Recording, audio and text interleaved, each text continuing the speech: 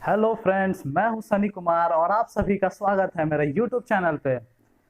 Last lecture में हम लोगों ने डिस्कस किया था कास्ट आयरन किसे कहते हैं और various types of cast iron, यानी कि 4 तरह के कास्ट आयरन हमारे होते हैं: white cast iron, grey cast iron, malleable cast iron और एसजी कास्ट आयरन, यानी स्फेरॉइड ग्रेफाइट कास्ट आयरन या फिर इसे ही नोडुलर कास्ट आयरन भी कहते हैं। तो लास्ट क्लास में हम लोगों ने डिटेल में ग्रे कास्ट आयरन को देखा था। फिर भी हम शॉर्ट में आज ओवरव्यू ले लेते हैं। उसके बाद हम लोग आज डिस्कस करेंगे डिटेल में वाइट कास्ट आयरन किसे कहते हैं, मैलिएबल कास्ट आयरन किसे कहते हैं और नोडुलर कास्ट आयरन किसे कहते हैं। तो वाइट, मैलिएबल और नोडुलर कास्ट आयरन को समझने से पहले ग्रे कास्ट आयरन शॉर्ट में समझ लेते हैं, जो हमने पिछले लेक्चर में डिस्कस किया था स्लाइड के हेल्प से।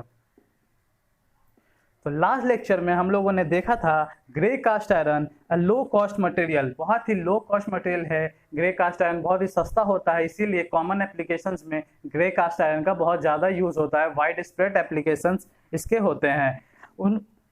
फिर हमने देखा था ग्रे कास्ट आयरन में कार्बन का परसेंटेज 3% से 3.5% होता है, सिलिकॉन 1% से 2.75% होता है, मैग्नीज 0.4% से 1% होता है, फास्फोरस 0.15 से 1% होता है और सल्फर 0.02 से 0.15% होता है, और बाकी जो बच गया वो आयरन होता है।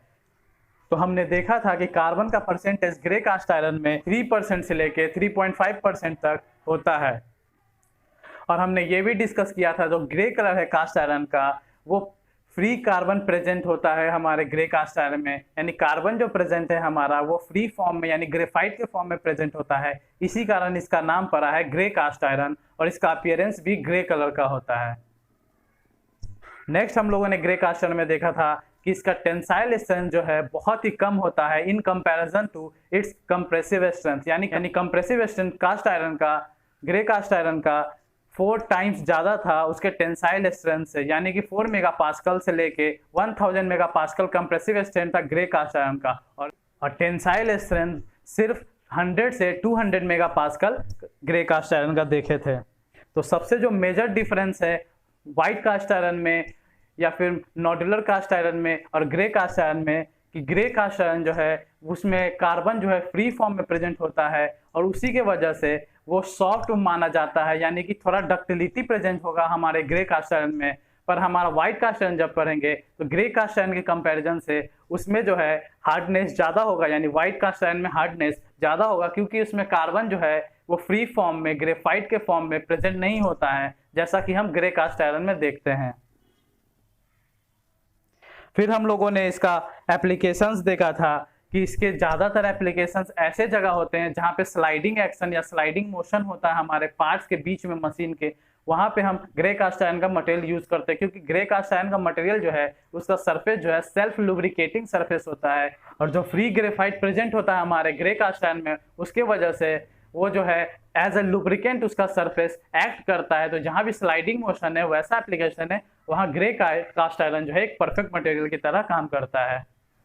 फिर इसका एप्लीकेशंस हमने देखा था कि ये gas, water pipes, underground pipelines या फिर machine tool structure, lathe machine का बेड है या फिर फ्रेम्स है, cylinder blocks, piston rings, frame of electric motors, ये सारे एप्लीकेशंस हमने ग्रे कास्ट आयरन में लास्ट लेक्चर में ही हमने डिस्कस किया था। अगर किसी को ये लेक्चर थोड़ा फास्ट लग रहा है तो प्लीज़ वो लास्ट लेक्चर जाके जरूर देख लें, उसमें हमने ग्रे कास्ट आयरन को बहुत ही डिटेल में एक्सप्लेन किया था। तो चलिए आज का लेक्चर अब हम लोग स्टार्ट करते हैं, जो कि हमें पढ़ना है व्हाइट कास्ट आयरन किसे कहते हैं। तो सबसे पहले हम व्हाइट कास्ट आयरन में कंपोजिशन देखेंगे कि व्हाइट कास्ट आयरन का क्या कंपोजिशन होता है, यानी कि जो कार्बन प्रेजेंट है वो कितने परसेंटेज में प्रेजेंट है, सिलिकॉन प्रेजेंट है वो कितने परसेंटेज में प्रेजेंट है, और भी अदर एलिमेंट्स यानी फास्फोरस, मैग्नीज, सल्फर प्रेजेंट है तो वो कितने परसेंटेज में प्रेजेंट है। तो आइए हम लोग व्हाइट कास्ट आयरन का कंपोजिशन देखते हैं कि इसका क्या कंपोजिशन है। व्हाइट कास्ट आयरन में सबसे पहले कार्बन का परसेंटेज देखते हैं। कार्बन जो है 2% से लेकर 2.3% तक प्रेजेंट रहता है, यानी हम लोग जानते ही हैं कास्ट आयरन में कार्बन का परसेंटेज 2% से ज़्यादा होना चाहिए। अगर 2% से कम है तो वो स्टील के कैटेगरी में फॉल कर जाता है। तो यानी कि कार्बन का परसेंटेज जैसे ही 2% से ज़्यादा हुआ हम बोलेंगे ये व्हाइट कास्ट आयरन के कैटेगरी में फॉल करता है, यानी कार्बन परसेंटेज इसमें 2% से लेके 2.3% तक प्रेजेंट होता है। नेक्स्ट है हमारा सिलिकॉन। सिलिकॉन जो है हमारा 0.85% से 1.2% तक प्रेजेंट होता है। नेक्स्ट है हमारा मैग्नीज। मैग्नीज का प्रेजेंस 0.1% से लेकर 0.4% तक होता है। नेक्स्ट है हमारा फॉस्फोरस। फॉस्फोरस का प्रेजेंट हमारा व्हाइट कास्ट आयरन में 0.05% से लेकर 0.2% तक होता है। नेक्स्ट एलिमेंट है हमारा सल्फर। 0.12% से लेकर 0.35% तक सल्फर का प्रेजेंस हमारा व्हाइट कास्ट आयरन में होता है। तो आपने देखा कि बहुत ही स्मॉल क्वांटिटीज में ये सारे एलिमेंट्स प्रेजेंट होते हैं। कार्बन ही है जो बस 2% या 2.3% के आसपास व्हाइट कास्ट आयरन में प्रेजेंट है। बाकी जो एलिमेंट्स है वो पॉइंट में 1%, 0.1%, 0.2% यानी 1% से भी कम अमाउंट में प्रेजेंट है, और फिर भी ये प्रॉपर्टीज में कास्ट आयरन का काफी ज्यादा इन्फ्लुएंस डालते हैं, या कास्ट आयरन का प्रॉपर्टीज जो है इनके परसेंटेज से डिटरमाइन होता है। तो व्हाइट कास्ट आयरन में हम सारा एलिमेंट्स का कंपोजिशन याद नहीं रखेंगे, बस कार्बन का याद रखेंगे जो कि 2% से लेकर 2.3% तक प्रेजेंट है। तो चलिए अब हम लोग व्हाइट कास्ट आयरन का प्रॉपर्टीज देखते हैं। It's freshly broken surface shows a bright white fracture. जैसे कि हम लोग ग्रे कास्ट आयरन में देखे थे कि ग्रे कास्ट आयरन का जो है वो ग्रे कलर इसलिए होता है क्योंकि उसमें फ्री ग्रेफाइट यानी कि फ्री कार्बन प्रेजेंट होता है ग्रेफाइट के फॉर्म में। तो उसी तरह व्हाइट कास्ट आयरन का भी नाम व्हाइट इसलिए पड़ा है क्योंकि जब हम फ्रैक्चर करते हैं इसके कंपोनेंट को, व्हाइट कास्ट आयरन से बना हुआ अगर कोई हमारा कंपोनेंट है, तो अगर उस कंपोनेंट को हम लोग फ्रैक्चर करते हैं यानी ब्रेक करते हैं, तो उसका सरफेस को देखेंगे, जो न्यूली ब्रेकिंग सरफेस है, जो अभी अभी टूटा ही है, न्यूली फ्रेशली ब्रेक किया हुआ जो सरफेस है, उसको देखेंगे तो वो व्हाइट कलर का अपीयर होगा, यानी कि उसका अंदर का मटेरियल ब्रेक होने के बाद जो अंदर का मटेरियल दिखता है वो बिल्कुल व्हाइट कलर का दिखता है, इसीलिए इसका नाम पड़ा है white cast iron. Next property देखते हैं कास्ट आयरन का। Unlike grey iron, white cast iron has almost all its carbon chemically bonded with the iron as iron carbide यानी Fe3C के फॉर्म में प्रेजेंट होता है।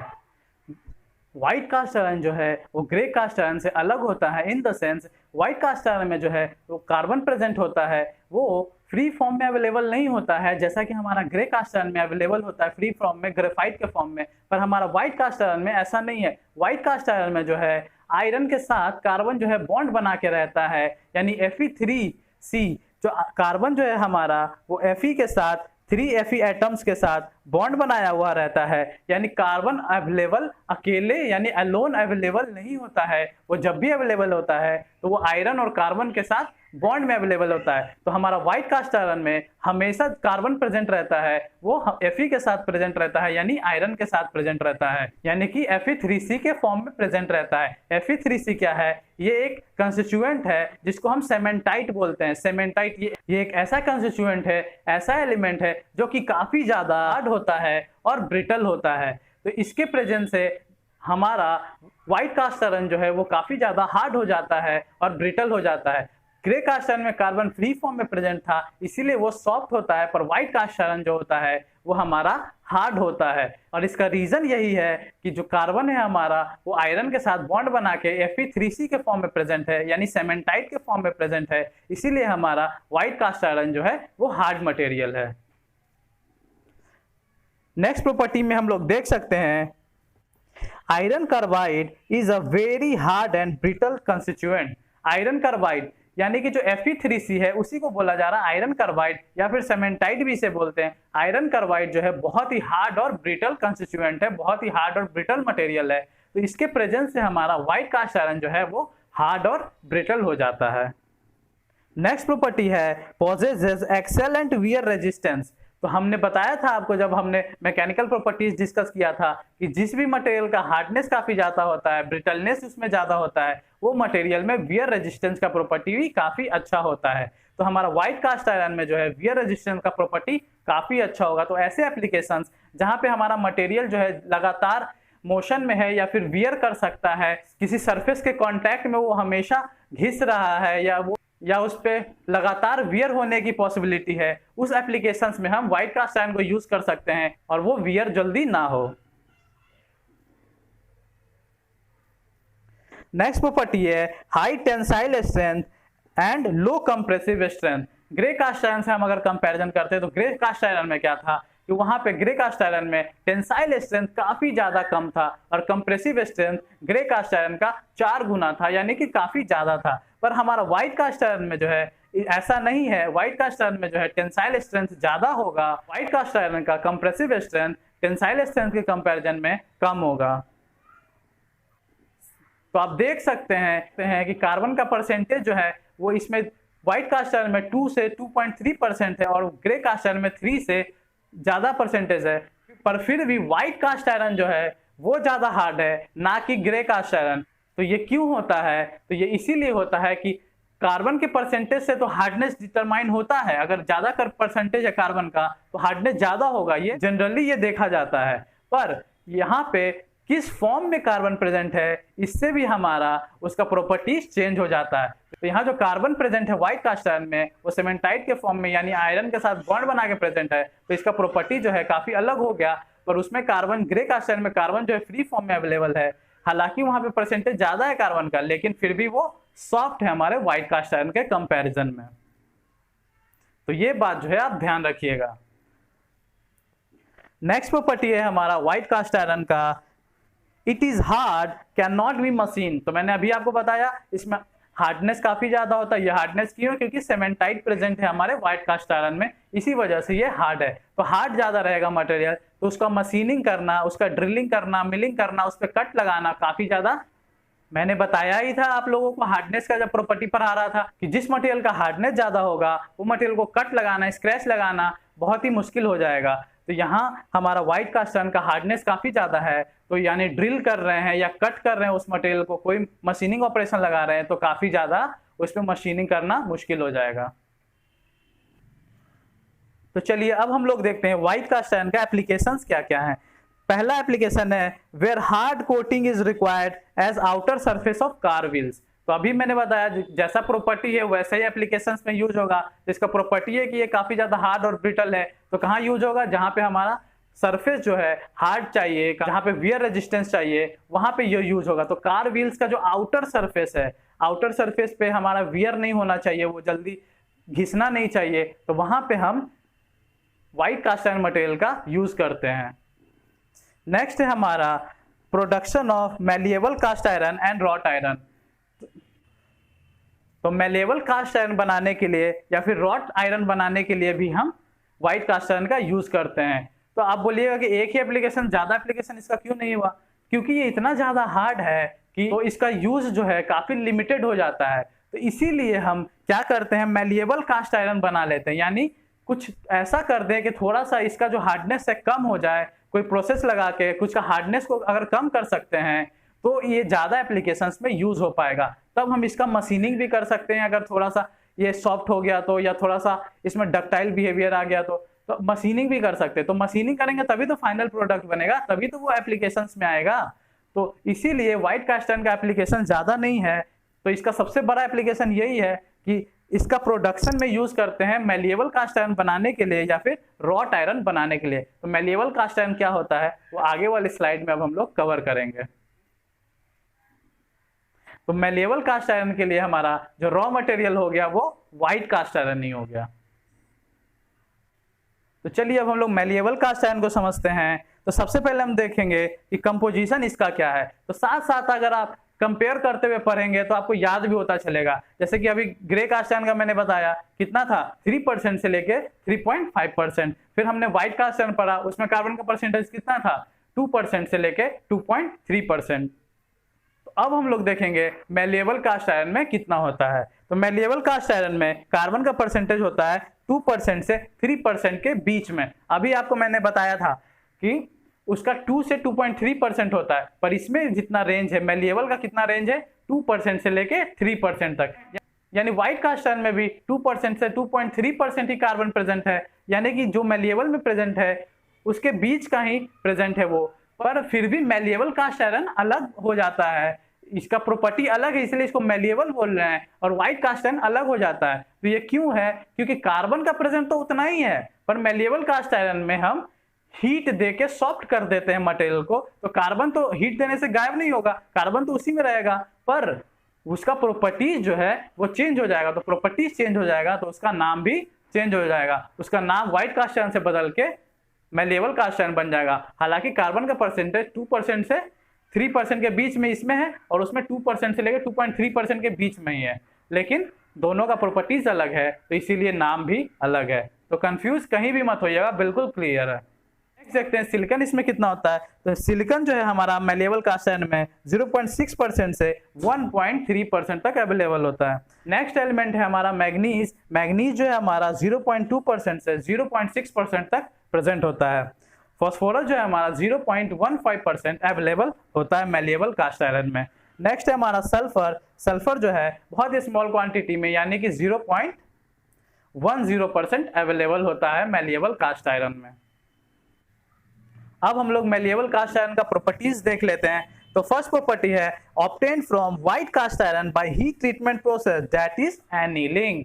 तो अभी मैंने बताया था कि व्हाइट कास्ट आयरन में मैंने अभी डिस्कस किया था कि व्हाइट कास्ट आयरन जो है वो रॉ मटेरियल बन जाता है मैलिएबल कास्ट आयरन के लिए। यानी मैलिएबल कास्ट आयरन क्या है, वो व्हाइट कास्ट आयरन को ही अगर हम हीट ट्रीटमेंट प्रोसेस दे देते हैं यानी हीट प्रोवाइड कर देते हैं तो वो थोड़ा सॉफ्ट बन जाता है। उस प्रोसेस को हम बोलते हैं एनीलिंग का प्रोसेस। एनीलिंग क्या होता है, नॉर्मलाइजिंग क्या होता है, ये सब हीट ट्रीटमेंट प्रोसेस है जो हम आगे आने वाले लेक्चर्स में पढ़ेंगे जब हम हीट ट्रीटमेंट स्टार्ट करेंगे तब।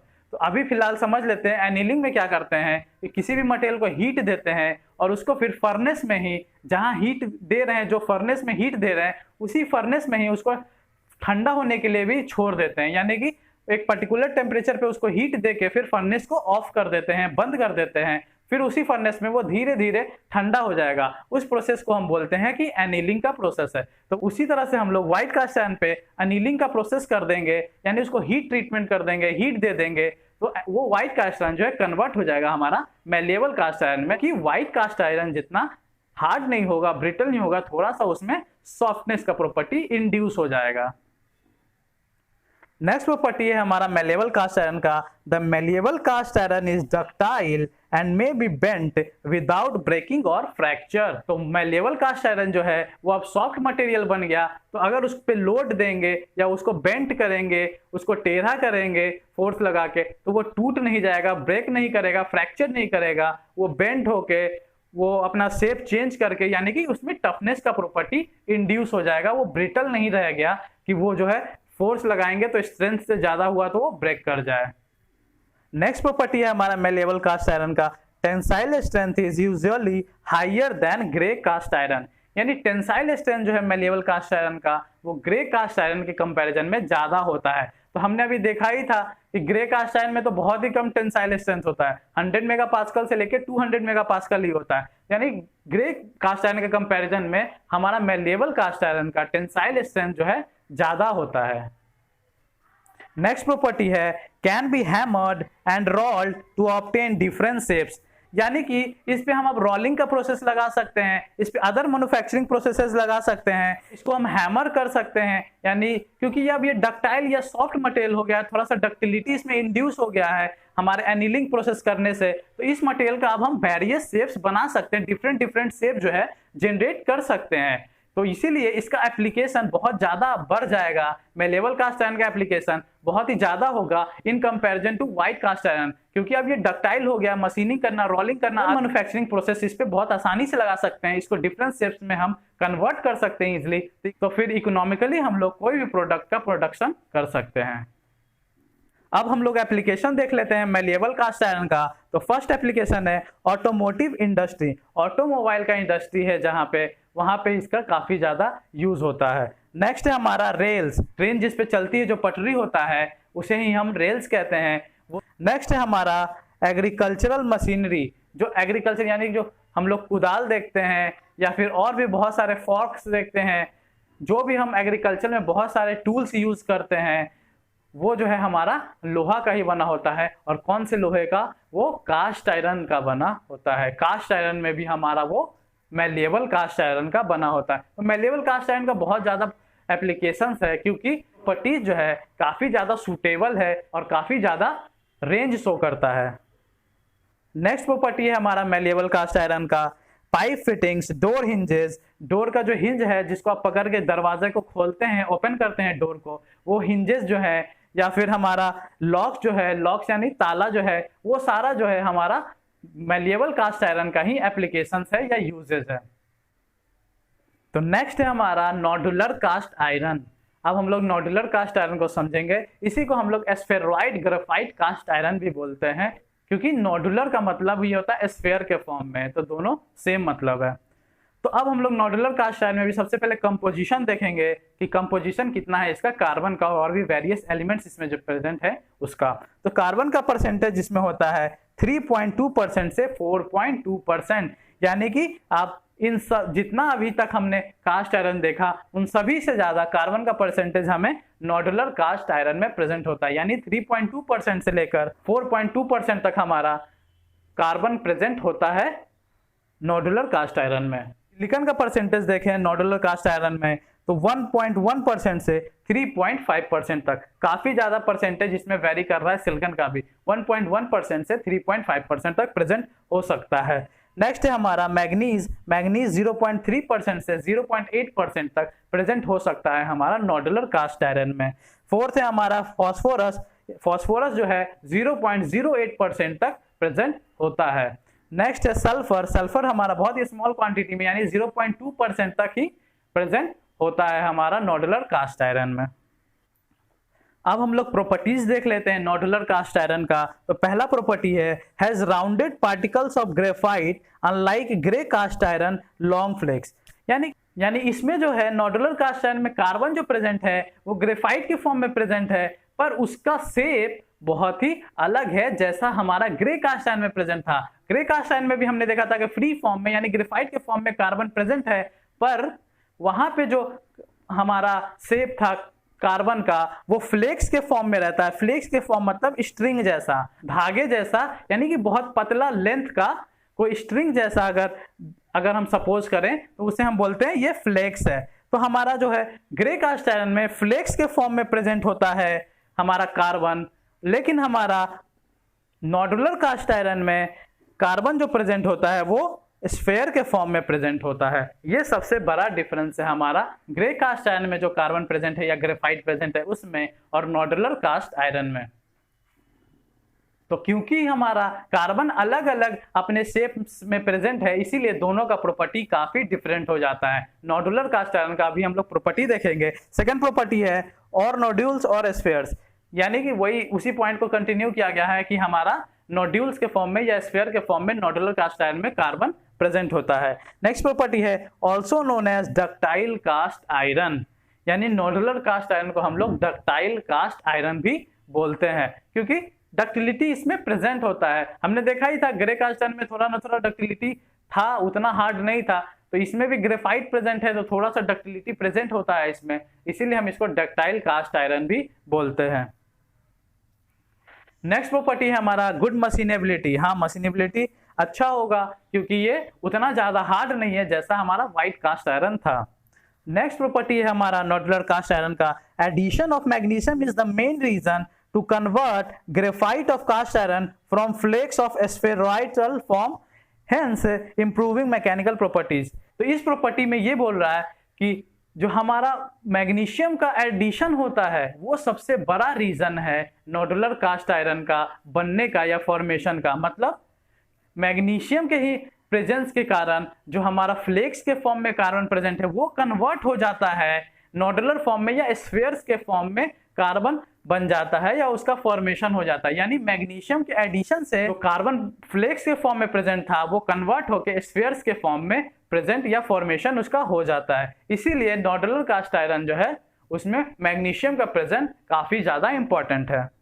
और कार्बन स्फीयर के फॉर्म में प्रेजेंट होने की भी वजह से जो इसका मैकेनिकल प्रॉपर्टीज है वो काफी अच्छा हो जाता है। कंपेयर करें ग्रे कास्ट आयरन से तो इसका मैकेनिकल प्रॉपर्टी काफी बेहतर होता है। यानी कि कार्बन अगर फ्लेक्स के फॉर्म में प्रेजेंट है, स्ट्रिंग जैसा स्ट्रक्चर है, उस स्ट्रक्चर से अच्छा वो प्रॉपर्टी शो करता है जब वो कार्बन नॉडुलर फॉर्म में या स्फीयर के फॉर्म में प्रेजेंट हो। अब हम लोग एप्लीकेशंस देखेंगे नॉडुलर कास्ट आयरन का। तो फर्स्ट एप्लीकेशन है पेपर इंडस्ट्री मशीनरी। जहाँ पे पेपर का इंडस्ट्री होता है वहां पे जो मशीन्स बने होते हैं वो सारे मशीन्स में हमारा नॉडुलर कास्ट आयरन का एप्लीकेशन होता है। यानी वो सारे मशीन्स जो है हमारे नॉडुलर कास्ट आयरन के बने होते हैं। नेक्स्ट है आईसी इंजन, जो इंटरनल कंबशन इंजन है हमारा, उसमें भी हमारा नॉडुलर कास्ट आयरन का प्रेजेंस होता है। नेक्स्ट है हमारा वल्व्स एंड फिटिंग्स। वल्व्स आप देखे होंगे कि कोई भी अगर फ्लूइड को फ्लो करना है तो वहां पे वल्व लगा होता है, अगर वो वल्व ओपन हो गया तो वो फ्लूइड उससे फ्लो कर जाता है। उस वल्व को अगर क्लोज कर दें तो वो फ्लूइड जो है वो रिस्ट्रिक्ट हो जाता है। तो वल्व हमारा जहां पे भी फ्लूइड का फ्लो होता है उसको कंट्रोल करने के लिए वल्व का यूज करते हैं। वल्व है वो भी नॉडुलर कास्ट आयरन का बना होता है। नेक्स्ट एप्लीकेशन है pipes and pumps and compressors. तो पाइप्स, पंप्स, कंप्रेसर्स ये सारे जो है हमारे एप्लीकेशन है नॉडुलर कास्ट आयरन के। तो फ्रेंड्स हम लोगों ने डिस्कस कर लिया टाइप्स ऑफ कास्ट आयरन, यानी कि 4 तरह के जो कास्ट आयरन थे, grey cast iron, white cast iron, malleable cast iron और नॉडुलर कास्ट आयरन। ये चारों मेन टाइप जो हमारे कास्ट आयरन के उसको हम लोगों ने आज डिस्कस कर लिया। इसके अलावा भी जो है 1-2 और टाइप्स के कास्ट आयरन होते हैं, जैसे मोल्टेड कास्ट आयरन हो गया, एलॉय कास्ट आयरन हो गया, चिल्ड कास्ट आयरन हो गया। तो ये सारे भी कास्ट आयरन किसी किसी बुक्स में दिए हुए होते हैं, पर ये जनरली एग्जाम्स में पूछे नहीं जाते हैं। एग्जाम्स में जो जनरली पूछे जाते हैं वो यही चारों मेन टाइप्स है, ग्रे, व्हाइट, मैलिएबल और नॉडुलर कास्ट आयरन।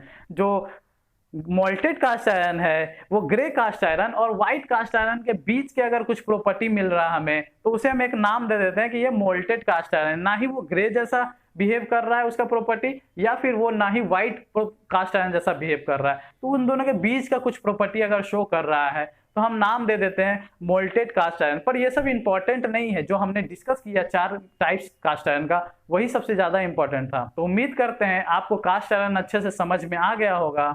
तो नेक्स्ट लेक्चर में हम लोग डिस्कस करेंगे स्टील्स के बारे में और स्टील्स के कितने टाइप्स हैं। फर्दर डिस्कशन हमारा इसी टॉपिक पर होगा। Thank you very much friends. अगर आपको ये लेक्चर अच्छा लगता है तो प्लीज चैनल को सब्सक्राइब कर लें और इस लेक्चर को लाइक करें और शेयर करें और बेल आइकन दबा दें, ताकि नेक्स्ट लेक्चर जो मैं अपलोड करूंगा उसका नोटिफिकेशन आप तक सबसे पहले पहुंच जाए।